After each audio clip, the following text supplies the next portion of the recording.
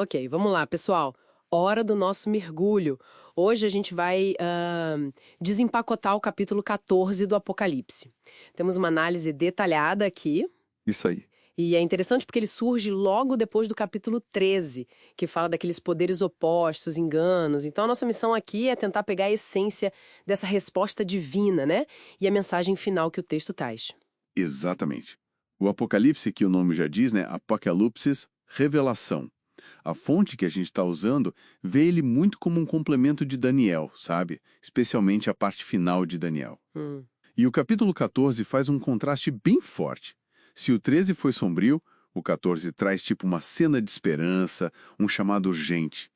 Vamos dar uma olhada nos símbolos, nas semeias, como se diz no greco, e nas mensagens principais. Começa forte mesmo. Logo de cara, a imagem do cordeiro, que a análise identifica como Jesus, claro.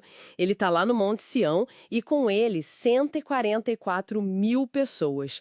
Quem é essa galera especificamente, segundo essa análise? A descrição deles é bem particular. Sim, é bem específica.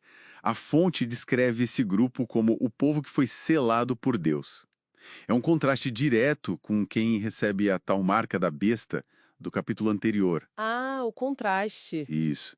E o número 144 mil, ele é visto como simbólico. 100% simbólico. Tipo, 12 tribos vezes 12 mil. Representa a totalidade do povo fiel de Deus. Um Israel espiritual completo, digamos assim. Entendi, não um número literal de pessoas. Exato. E as características deles? Pureza, lealdade, sem mácula, também são simbólicas. O tal selo na testa não seria uma marca física, né? Seria mais um símbolo de caráter, de pertencimento a Deus. Uma qualificação para atravessar a crise final. Entendi. A análise até conecta eles com o grupo que já tinha aparecido lá em Apocalipse 7. São os mesmos. Faz sentido. Totalidade, fidelidade, um símbolo forte. Bom, e logo depois disso a gente entra nas famosas 3 mensagens angélicas voando pelo céu. Aqui a coisa parece esquentar, né? Qual é o recado central da primeira? A primeira mensagem ali nos versos 6 e 7 é para todo mundo, um anjo anunciando o evangelho eterno para o planeta inteiro. O ponto-chave, que a fonte destaca bastante, é o chamado para adorar quem? Aquele que fez o céu, a terra, o mar e as fontes das águas. Essa frase soa familiar. E soa mesmo. A análise diz que é uma referência direta na veia ao quarto mandamento, o do sábado, lá de Êxodo 20.11. Coloca a adoração ao Criador como o ponto central da lealdade nesse conflito cósmico. Entendi. A questão da adoração ligada à criação. Isso. E além disso, anuncia que chegou a hora do seu juízo. A crisis, né? O momento de decisão, de julgamento. E sobre esse juízo, a fonte que a gente está olhando, ela detalha como interpreta essa hora do juízo. Detalhe assim, ela menciona especificamente a interpretação adventista do sétimo dia. Eles conectam essa hora do juízo com um processo que chamam de juízo investigativo pré-advento. Juízo investigativo? Segundo essa visão, que eles baseiam lá em Daniel 8.14, nos 2.300 dias proféticos, esse juízo teria começado no céu em 1844. 1844. Como chegam nessa data? Então, para chegar aí, a fonte usa duas ferramentas de interpretação. A abordagem que eles chamam de historicista, que vê a profecia se cumprindo ao longo da história, e o princípio dia-ano, um dia na profecia equivalendo a um ano literal. Interessante essa metodologia. Leva a conclusões bem específicas. Ok, e depois dessa primeira mensagem vem a segunda, falando da queda de Babilônia, no verso 8. O que essa Babilônia representa aqui? O segundo anjo grita: caiu, caiu Babilônia. Olha, Babilônia aqui é um símbolo, um sêmion poderoso. Representa sistemas religiosos e até poderes políticos, talvez, que se corromperam, que se afastaram da verdade bíblica.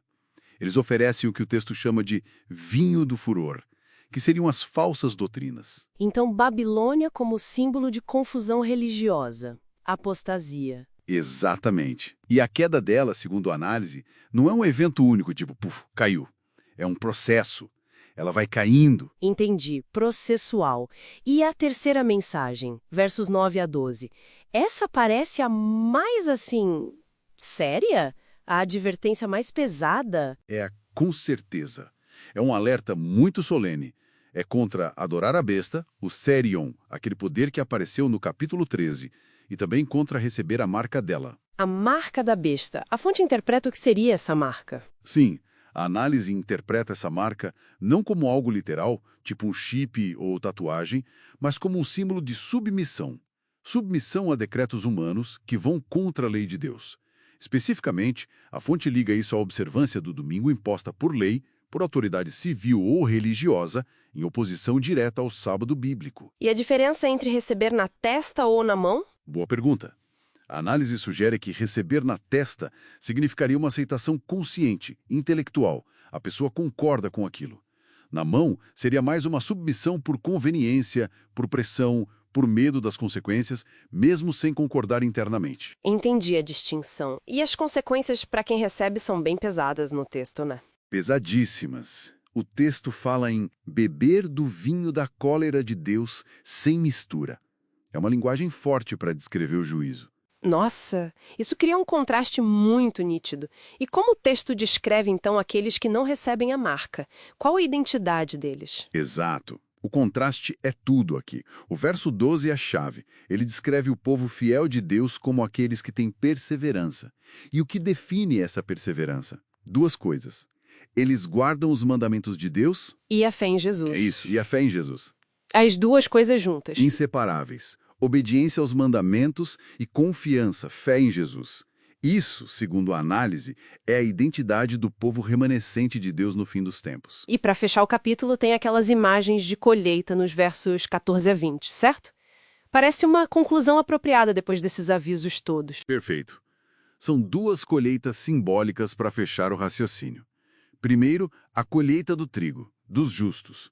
Quem colhe é um semelhante ao Filho do Homem, que é Cristo. Representa a reunião dos salvos. Ok. E depois tem a vindima, a colheita das uvas da ira. Os ímpios são lançados no grande lagar da cólera de Deus. É uma imagem bem gráfica do juízo final sobre quem rejeitou o chamado de Deus. Então, resumindo o que essa análise traz, Apocalipse 14 é basicamente um chamado urgente para definir de que lado você está, né? Num cenário de conflito cósmico, focado na questão da adoração verdadeira. Exatamente isso. O que salta aos olhos nessa análise é esse contraste fundamental. Ou você adora o Criador, ou você se submete aos poderes que a besta e sua marca simbolizam.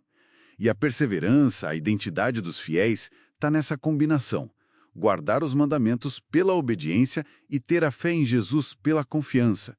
O selo de Deus contra a marca da besta. Isso deixa a gente com uma reflexão bem forte, né?